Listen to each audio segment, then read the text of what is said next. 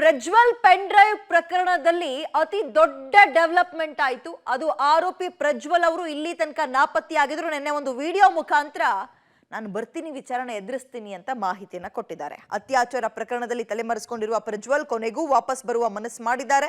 Relax ಆಗಿ ಮೇ 31ಕ್ಕೆ ಬಂದು ಬೆಳಗ್ಗೆ 10:30ಕ್ಕೆ ವಿಚಾರಣೆಗೆ ಹಾಜರಾಗ್ತೀನಿ ಅಂದಿದ್ದಾರೆ. ಆದರೆ ಪ್ರಜ್ವಲ್ ಅಂದುಕೊಂಡಂಗೆ ಭಾರತದಲ್ಲಿ ಉಳಿದಿಲ್ಲ. ಯಾವ ದೇಶದಿಂದ ಪ್ರಜ್ವಲ್ ಹೊರಟರು ಕೂಡ ತಕ್ಷಣ SITಗೆ ಮಾಹಿತಿ ಸಿಗುತ್ತೆ. ಯಾವ ಏರ್ಪೋರ್ಟ್ನಲ್ಲಿ ಇಳಿತಾರೆ ಅದನ್ನ ತಿಳ್ಕೊಂಡು ಅಲ್ಲೇ ಅರೆಸ್ಟ್ ಮಾಡೋಕೆ SIT ಕೂಡ ಸಂಪೂರ್ಣ ತಯಾರಿಯನ್ನ ಮಾಡ್ಕೊಂಡಿದೆ. ಅವ್ರು ಹೇಳಿರ್ಬೋದು 31ಕ್ಕೆ ಬರ್ತೀನಿ ಅಂತ, ಅಲ್ಲಿ ತನಕ SITನೂ ಏನು ಕೈ ಕಟ್ಕೊಂಡು ಕುಳಿಯಲ್ಲ. ಇದರ ಜೊತೆಗೆ ಈಗ ಇವರು ಡಿಪ್ರೆಷನ್ ಅಲ್ಲಿ ಇದೆ, ಅದು ಇದು ಅಂತೆಲ್ಲ ಹೇಳಿದ್ದಾರೆ. ಸೊ ಸರೆಂಡರ್ ಆಗಕ್ಕೆ ಅವಕಾಶ ಮಾಡ್ಕೊಡ್ತಾರ ಅಥವಾ ಸಿಗ್ತಾ ಇದ್ದಂತೆ ಅರೆಸ್ಟ್ ಮಾಡ್ಬಿಡ್ತಾರ, ಇದೊಂದು ಪ್ರಶ್ನೆ ಇದೆ. ಇದರ ನಡುವೆ 31ನೇ ತಾರೀಕು ನಾನು ಬರ್ತೀನಿ ಅಂತ ಒಂದು ವಿಡಿಯೋವನ್ನ ಹರಿಬಿಟ್ಟಿದ್ದಾರೆ. ಅವರ ತಂದೆ ತಾಯಿ, ಅವರ ಚಿಕ್ಕಪ್ಪ, ಅವರ ತಾತನಿಗೆ ಕ್ಷಮೆ ಕೂಡ ಕೇಳಿದ್ದಾರೆ. ಫೈನಲಿ ಇದೊಂದು ಮೇಜರ್ ಟರ್ನ್ ಅನ್ನ ಪಡೆದುಕೊಂಡಿದೆ. ಈ ಪ್ರಕರಣದಲ್ಲಿ 1 ತಿಂಗಳಾದ್ರೂ ಕೂಡ ಆರೋಪಿಯ ಸುಳಿವಿರಲಿಲ್ಲ. 1 ತಿಂಗಳಾದ್ರೂ. ನಮಸ್ಕಾರ. ಮೊದಲನೇದಾಗಿ ನನ್ನ ತಂದೆ ತಾಯಿಗೆ, ತಾತಂಗೆ ಹಾಗೂ ನನ್ನ ಕುಮಾರನಿಗೆ ಮತ್ತು ನಾಡಿನ ಜನತೆಗೆ ಹಾಗೂ ಎಲ್ಲಿದ್ದೀನಿ ಅಂತ ಸರಿಯಾಗಿ ಮಾಹಿತಿ ಕೊಡದೇ ಇರೋದಕ್ಕೆ ಇವತ್ತು ಮಾಹಿತಿ ಕೊಡೋದಕ್ಕೆ ಬಂದಿದ್ದೀನಿ. ಏನು 26ನೇ ತಾರೀಕು ಚುನಾವಣೆ ನಡೀತು. 26ನೇ ತಾರೀಕು ಚುನಾವಣೆ ನಡೆದಂಥ ಸಂದರ್ಭದಲ್ಲಿ ಅವತ್ತು ನನ್ನ ಮೇಲೆ ಯಾವುದೇ ರೀತಿ ಒಂದು ಪ್ರಕರಣ ಆಗಲಿ, ಯಾವುದೇ ಒಂದು ಕೇಸ್ ಆಗಲಿ ಏನೂ ಇರಲಿಲ್ಲ. SITನೂ ಕೂಡ ರಚನೆ ಆಗಿರಲಿಲ್ಲ. ಈ 26ನೇ ತಾರೀಕು ನಾನು ಫಾರಿನ್ಗೆ ಹೋಗೋದು ಕೂಡ ಇದು ಮುಂಚೆನೇ ಪ್ರೀ ಪ್ಲಾನ್ ಆಗಿತ್ತು. ಹಾಗಾಗಿ ನಾನು ಫಾರಿನ್ಗೆ ಹೊರಟಾದ ಮೇಲೆ 3-4 ದಿನದ ನಂತರ ನಾನು ಯೂಟ್ಯೂಬ್ ನೋಡೋವಂಥ ಸಂದರ್ಭದಲ್ಲಿ, ನ್ಯೂಸ್ ಚಾನೆಲ್ ನೋಡೋವಂಥ ಸಂದರ್ಭದಲ್ಲಿ ನನಗೆ ಈ ಮಾಹಿತಿ ದೊರಕುವಂಥ ಕೆಲಸ ಆಯಿತು. ಮಾಹಿತಿ ದೊರಕಿದ ಮೇಲೆ ನಂತರ SITನೂ ಕೂಡ ಏನು ಒಂದು ನೋಟಿಸ್ ಕೊಡೋವಂಥ ಕೆಲಸ ಮಾಡಿತು. ಆ SIT ನೋಟಿಸ್ಗೂ ಕೂಡ ನಾನು ಎಕ್ಸ್ ಖಾತೆ ಮುಖಾಂತರ ಮತ್ತು ನನ್ನ ಲಾಯರ್ ಮುಖಾಂತರ ನಾನು 7 ದಿನ ಸಮಯ ಅವಕಾಶ ಕೇಳಿದ್ದೆ. 7 ದಿನ ಸಮಯ ಅವಕಾಶ ಕೇಳಿದ ಮೇಲೆ ಕೂಡ ಅದು ಮಾರನೇ ದಿನನೇ ಏನು ಕಾಂಗ್ರೆಸ್ಸಿನ ಹಿರಿಯ ನಾಯಕರಾದಂಥ ರಾಹುಲ್ ಗಾಂಧಿ ಅವರು ಮತ್ತು ಹಾಗೂ ಎಲ್ಲ ಹಿರಿಯ ನಾಯಕರುಗಳು ಏನು ಓಪನ್ ವೇದಿಕೆಗಳಲ್ಲಿ ಈ ಒಂದು ವಿಚಾರಗಳನ್ನ ಪ್ರಚಾರ ಮಾಡೋದಕ್ಕೆ ಪ್ರಾರಂಭ ಮಾಡಿದ್ರು, ಚರ್ಚೆ ಮಾಡೋದಕ್ಕೆ ಪ್ರಾರಂಭ ಮಾಡಿದ್ರು, ಒಂದು ರಾಜಕೀಯದ ಪಿತೂರಿ ಮಾಡೋವಂಥ ಕೆಲಸನ ಮಾಡಿದ್ರು. ಇದೆಲ್ಲ ನೋಡಿದಂಥ ಸಂದರ್ಭದಲ್ಲಿ ನಾನು ಡಿಪ್ರೆಷನ್ಗೆ ಹೋಗುವಂಥ ಕೆಲಸ ಆಯಿತು, ಐಸೋಲೇಷನ್ಗೆ ಹೋಗುವಂಥ ಕೆಲಸ ಮಾಡಿಕೊಂಡೆ. ಹಾಗಾಗಿ ನಾನು ಮೊದಲನೇದಾಗಿ ನಿಮ್ಮೆಲ್ಲರನ್ನೂ ಕ್ಷಮಾಪಣೆ ಕೇಳಿದೆ, ದಯವಿಟ್ಟು ಕ್ಷಮಿಸಿ ಅಂತ ಕೇಳಿದೆ ನಾನು. ಅದಾದ ನಂತರ ಹಾಸನಲ್ಲೂ ಕೂಡ ಕೆಲವು ಶಕ್ತಿಗಳು ಎಲ್ಲ ಒಟ್ಟಿಗೆ ಸೇರಿಕೊಂಡು ಇವತ್ತು ನನ್ನ ಮೇಲೆ ರಾಜಕೀಯದ ಒಂದು ಪಿತೂರಿ ಮಾಡೋವಂಥ ಕೆಲಸ ಮಾಡೋವಂಥದ್ದು ಇರ್ಬೋದು. ರಾಜಕೀಯವಾಗಿ ನಾನು ಏನು ಬೆಳೀತಾ ಇದ್ದೀನಿ, ನನ್ನ ಕುಗ್ಗಿಸ್ಬೇಕು ಅನ್ನೋ ಒಂದು ರೀತಿಯಲ್ಲಿ ಇವತ್ತು ಏನೇನೋ ಒಂದು ಪ್ರಕರಣಗಳಲ್ಲಿ ಅವರು ಎಲ್ಲರೂ ಕೂಡ ಒಂದು ಭಾಗಿಯಾಗುವಂಥ ಕೆಲಸಗಳನ್ನ ಮಾಡಿಕೊಂಡ್ರು. ಹಾಗಾಗಿ ಇವನ್ನೆಲ್ಲ ನೋಡಿದಂಥ ಸಂದರ್ಭದಲ್ಲಿ ಇದ್ದಿದ್ದು ಇನ್ನೂ ಒಂದು ಆಘಾತ ಆಗೋಂಥ ಕೆಲಸ ಆಗಿ ನಾನೇ ಒಂಚೂರು ದೂರ ಇದ್ದೆ. ಹಾಗಾಗಿ ಯಾರು ಕೂಡ ಇದ್ರ ಬಗ್ಗೆ ತಪ್ಪು ತಿಳಿಯೋದು ಬೇಡ. ನ್ಯಾಯಾಲಯದ ಮೇಲೆ ನನಗೆ ನಂಬಿಕೆ ಇದೆ. ಖಂಡಿತವಾಗ್ಲೂ ಕೂಡ ನಾನು ಈ ಒಂದು ಏನು ಸುಳ್ಳಿನ ಪ್ರಕರಣಗಳಿದಾವೆ, ಈ ಸುಳ್ಳು ಪ್ರಕರಣದಿಂದ ಆಚೆ ಬರೋಂಥ ಕೆಲಸನ ನ್ಯಾಯಾಲಯದ ಮುಖಾಂತರನೇ ಮಾಡ್ಕೋತೀನಿ ಅನ್ನೋ ಒಂದು ನಂಬಿಕೆ ನನ್ನಲ್ಲಿ ಏನಿದೆ. ಹಾಗೂ ದೇವರ ಆಶೀರ್ವಾದ ಮತ್ತು ಜನರ ಆಶೀರ್ವಾದ, ನನ್ನ ಕುಟುಂಬದ ಆಶೀರ್ವಾದ ನನ್ನ ಮೇಲೆ ಇರಲಿ. ಖಂಡಿತವಾಗ್ಲೂ ನಾನು ಈ 31ನೇ ತಾರೀಕು ಶುಕ್ರವಾರ ನಾನು SIT ಮುಂದೆ ಬರ್ತೀನಿ. ಓಕೆ, ಈ ಪ್ರಕರಣದಲ್ಲಿದ್ದಂತಹ ಕುತೂಹಲಕ್ಕೆ ತೆರೆ ಬಿದ್ದಿದೆ. ಅದು ಪ್ರಜ್ವಲ್ ರೇವಣ್ಣ ಅವರು ನಾನು ಬರ್ತೀನಿ, ವಿಚಾರಣೆಗೆ ಹಾಜರಾಗ್ತೀನಿ ಅಂತ ಒಂದು ವಿಡಿಯೋ ಸಂದೇಶವನ್ನು ಕಳಿಸೋದ್ರ ಮುಖಾಂತರ ಇದೀಗ ಬರೋದ್ರ ಸುಳಿವು ಕೊಟ್ಟಿದ್ದಾರೆ. ಬಟ್ ಕುತೂಹಲ ಅನ್ನೋದು ಯಾವ ದೇಶದಿಂದ ರಿಟರ್ನ್ ಆಗ್ತಾರೆ ಅಂತ, ಯಾವತ್ತು ವಿಚಾರಣೆಗೆ ಬರ್ತಾರೆ, ಯಾವತ್ತು ಭಾರತಕ್ಕೆ ಬರ್ತಾರೆ ಅನ್ನೋದನ್ನ ಪತ್ತೆ ಹಚ್ಚಲಿಕ್ಕೆ SIT ಕೂಡ ರೆಡಿಯಾಗಿದೆ. ಈತ ವಿಚಾರಣೆ ಬಗ್ಗೆಯೂ ತಯಾರಿಯನ್ನು ನಡೆಸ್ಕೊಂಡಿದ್ದಾರೆ. ಈ ಹಿಂದೆಯೂ ವಿಚಾರಣೆಗೆ 7 ದಿನಗಳ ಕಾಲಾವಕಾಶ ಕೊಡಿ ಅಂತ ವಿಚಾರಣೆ ಗೈರಾಗಿದ್ರು. ಈಗಲೂ ಕೂಡ ಅದೇ ರೀತಿಯಾಗಿ ಎಸ್ಕೇಪ್ ಆಗಿಬಿಟ್ರೆ ಆಗೋ ಸಾಧ್ಯತೆ ಬಗ್ಗೆ ಕೂಡ ಏನು ತಳ್ಳು ಹಾಕಂಗಿಲ್ಲ. ಹಾಗಾಗಿ SIT ಎಲ್ಲದರ ಕಡೆ ಕೂಡ ಈಗ ಗಮನವನ್ನ ಹರಿಸ್ತಾ ಇದೆ.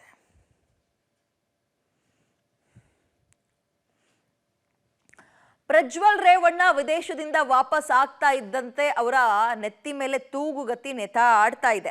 ಪ್ರಜ್ವಲ್ ಮೇಲೆ 4 ಅತ್ಯಾಚಾರ ಕೇಸ್ಗಳು ದಾಖಲಾಗಿದೆ. ಎಲ್ಲಾ ಕೇಸ್ಗಳಲ್ಲಿ ಪ್ರಜ್ವಲ್ನ ಕಸ್ಟಡಿಗೆ ಪಡೆಯೋಕೆ SIT ಪ್ಲಾನ್ ಕೂಡ ಮಾಡಿದೆ. ಪ್ರತ್ಯೇಕ ಪ್ರಕರಣಗಳಲ್ಲಿ ಪ್ರಜ್ವಲ್ನ ವಶಕ್ಕೆ ಪಡೆಯಲು SIT ಸಿದ್ಧತೆ ನಡೆಸಿದ್ದು, ಹಾಗೇನಾದ್ರೂ ಆಗಿಬಿಟ್ರೆ ಪ್ರಜ್ವಲ್ಗೆ ತಿಂಗಳ ಕಾಲ SIT ಕಸ್ಟಡಿಯೇ ಖಾಯಂ ಆಗುತ್ತೆ. ಇದಕ್ಕೆ ಪ್ರಜ್ವಲ್ ಪರ ವಕೀಲರಿಂದ ಆಕ್ಷೇಪ ಮಾಡೋ ಸಾಧ್ಯತೆ ಕೂಡ ಇದೆ. 10ರಿಂದ 14 ದಿನ ಪೊಲೀಸ್ ಕಸ್ಟಡಿಗೆ ಪಡೆಯೋದಂತೂ ಫಿಕ್ಸು. ಹೀಗಾಗಿ ಮೊದಲಿಗೆ ಪೊಲೀಸ್ ಕಸ್ಟಡಿಯಲ್ಲಿ ಕಾಲ ಕಳಿಬೇಕಾಗಿರೋ ಪ್ರಜ್ವಲ್, ಆ ಬಳಿಕ ಬಹುತೇಕ ನ್ಯಾಯಾಂಗ ಬಂಧನ ನಿಶ್ಚಿತವಾಗುತ್ತೆ. ಸೊ ಅವ್ರು ಬರ್ತಾ ಇದ್ದಂತೆ ಇವೆಲ್ಲವನ್ನ ಫೇಸ್ ಮಾಡೋಕ್ಕೆ ರೆಡಿ ಇರಬೇಕು. ಒಂದಲ್ಲ 2 ದಿನನೂ ಅಲ್ಲ 3 ದಿನನೂ ಅಲ್ಲ 10 ದಿನವೂ ಅಲ್ಲ 1 ತಿಂಗಳುಗಳ ಕಾಲ ಆಟ ಆಡಿಸಿರೋದು SITಗೆ. ನೋಟಿಸ್ ಕೊಟ್ಟರು ಕ್ಯಾರೆ ಅಂದಿಲ್ಲ. ಯಾವಾಗ ಶಂಕದಿಂದ ಬಿದ್ದರೆ ತೀರ್ಥ ಅನ್ನೋ ರೀತಿಯಲ್ಲಿ ವಿದೇಶಾಂಗ ಸಚಿವಾಲಯ ಇನ್ನೇನು ಅವರು ಆಮೇಲೆ ಇನ್ನೊಂದು ಮಾಹಿತಿಗಳು ಅಧಿಕಾರಿಗಳ ವಲಯದಿಂದ ಕೇಳಿ ಬರ್ತಾ ಇರೋದು, ಅವರೀಗ ಅನಿವಾರ್ಯವಾಗಿ ಈ ವಿಡಿಯೋ ಮಾಡಿದ್ದಾರೆ. ಅನಿವಾರ್ಯವಾಗಿ 31ನೇ ತಾರೀಕೊಳಗೆ ಅವರ ರಾಜತಾಂತ್ರಿಕ ಪಾಸ್ಪೋರ್ಟ್ ಏನಿತ್ತು ಅದು ಎಕ್ಸ್ಪೈರ್ ಆಗೋಗ್ತಾ ಇತ್ತು, ಅವ್ರು ಬರಲೇಬೇಕಿತ್ತು. ಹಾಗಾಗಿ ಇದೊಂದು ಅನಿವಾರ್ಯವಾಗಿ ವಿಡಿಯೋ ಮಾಡಿದ್ದಾರೆ, ಬಿಟ್ರೆ ಇನ್ನೇನು ಇಲ್ಲ ಅನ್ನೋ ಮಾಹಿತಿಯನ್ನ ಕೂಡ ಕೊಟ್ಟಿದ್ದಾರೆ. ಇರಬಹುದೇನೋ, ಯಾವುದನ್ನು ಕೂಡ ತಳ್ಳಿ ಹಾಕಂಗಿಲ್ಲ.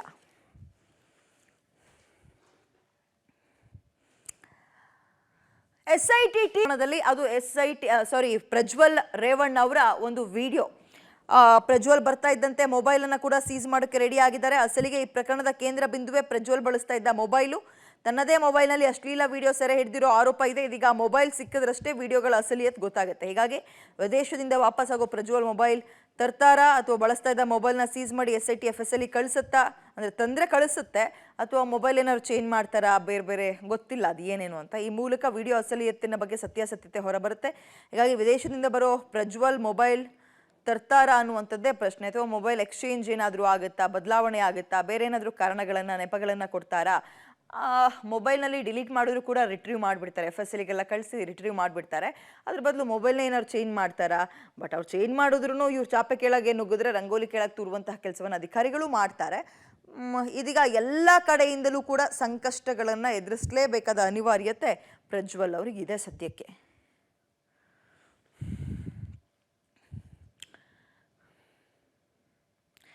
ಇದು ಮಗನ ವಿಚಾರ ಆದ್ರೆ ತಾಯಿ ವಿಚಾರದಲ್ಲೂ ಕೂಡ ಇದೀಗ ಇವತ್ತೊಂದು ಮೇಜರ್ ಡೆವಲಪ್ಮೆಂಟ್ ಆಗೋ ಸಾಧ್ಯತೆ ಇದೆ. ಕಿಡ್ನಾಪ್ ಪ್ರಕರಣದಲ್ಲಿ ಸಂತ್ರಸ್ತೆಯನ್ನ ಪತ್ನಿ ಭವಾನಿ ಬಂಧನದ ಭೀತಿಯನ್ನು ಎದುರಿಸ್ತಾ ಇದ್ದಾರೆ.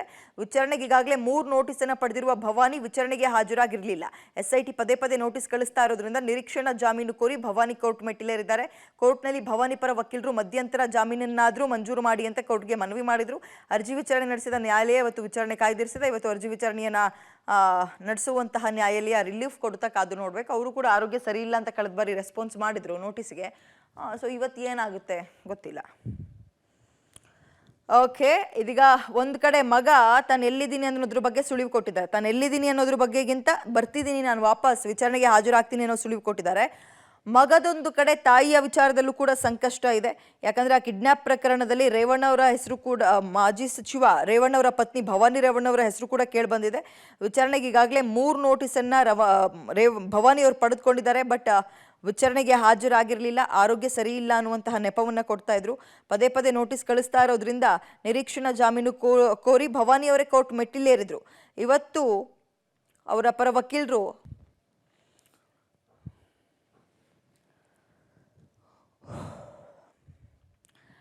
ಪ್ರಜ್ವಲ್ ರೇವಣ್ಣ ಪೆನ್ ಡ್ರೈವ್ ಪ್ರಕರಣದಲ್ಲಿ ಸದ್ಯ ಆರೋಪಿ ಚೇತನ್ ಗೌಡಗೆ ನೋಟಿಸ್ ಅನ್ನ ಜಾರಿ ಮಾಡಿದ SIT ಇವತ್ತು ವಿಚಾರಣೆಗೆ ಹಾಜರಾಗಿ ಅಂತ ನೋಟಿಸ್ನ ಇಶ್ಯೂ ಮಾಡಿತ್ತು. ಜಾಮೀನು ಕೋರಿ ಹೈಕೋರ್ಟ್ಗೆ ಅರ್ಜಿ ಸಲ್ಲಿಸಿರುವ ಚೇತನ್ ಗೌಡ ಅಂಡ್ ಟೀಮ್ ಸದ್ಯ ಈ ಪ್ರಕರಣದಲ್ಲಿ 3 ಬಂಧನ ಆಗಿದ್ದು 4 ನಾಪತ್ತೆಯಾಗಿದ್ದಾರೆ. ಪ್ರಜ್ವಲ್ ರೇವಣ್ಣ ವಿಡಿಯೋ ಬಿಡುಗಡೆ ಬೆನ್ನಲ್ಲೇ ಪೆನ್ ಡ್ರೈವ್ ಹಂಚಿಕೆ ಆರೋಪಿ ಚೇತನ್ ಗೌಡಗೆ ನೋಟಿಸ್ ಕೂಡ ಜಾರಿಯಾಗಿದೆ. ಭವಾನಿ ರೇವಣ್ಣ ಮಾತ್ರ ಅಲ್ಲ, ಇದೀಗ ಚೇತನ್ ಗೌಡಕ್ಕೂ ಕೂಡ ಸಂಕಷ್ಟ ಎದುರಾಗಿದ್ದು ಅವ್ರು ಯಾವ ರೀತಿ ಫೇಸ್ ಮಾಡ್ತಾರೆ ಕಾದು ನೋಡಬೇಕು.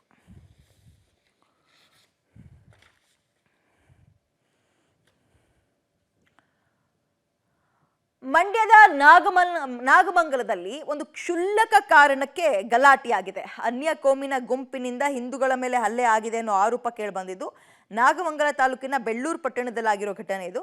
ಅಭಿಲಾಷ್ ಎಂಬ ಹುಡುಗ ಸೇರಿದಂತೆ ಒಟ್ಟು 5 ಹಿಂದೂ ಹುಡುಗರ ಮೇಲೆ ಮುಸ್ಲಿಂ ಯುವಕರ ಗುಂಪು ಹಲ್ಲೆ ಮಾಡಿದೆ ಅಂತ ಆರೋಪ. ಗಲಾಟೆ ತಡೆಯೋಕೆ ಹೋದವ್ರ ಮೇಲೂ ಕೂಡ ಹಲ್ಲೆ ಮಾಡಿದ್ದಾರೆ ಅಂತ ಕೇಳಿ ಬರ್ತಾ ಇದೆ ಆರೋಪಗಳು. ಹಿಂದೂಗಳ ಮನೆಗೆ ನುಗ್ಗಿ ಬೆದರಿಕೆ ಹಾಕಿದ್ದಾರೆ. ಮದುವೆ ಸಮಾರಂಭದ ಸಂಭ್ರಮದಲ್ಲಿ ಆ ಹುಡುಗರಿದ್ರು, ಯಾರೋ ಅನ್ಯ ಕೋಮಿನ ಗುಂಪಿನ ಹುಡುಗರು. ಆಗ ರಸ್ತೆಯಲ್ಲಿ ನಿಂತ್ಕೊಂಡು ಸೆಲ್ಫಿ ತಗೊಳ್ತಾ ಇದ್ರು. ಅದೇ ರಸ್ತೆಯಲ್ಲಿ ಅಭಿಲಾಷ್ ಬೈಕ್ನಲ್ಲಿ ಬಂದ್ರಂತೆ. ಬಳಿಕ ಅಭಿಲಾಷ್ನ ಓವರ್ಟೇಕ್ ಮಾಡ್ಕೊಂಡು ಹೋಗಿ 50ಕ್ಕೂ ಹೆಚ್ಚು ಜನರು ಹಲ್ಲೆ ಮಾಡಿದ್ದಾರೆ.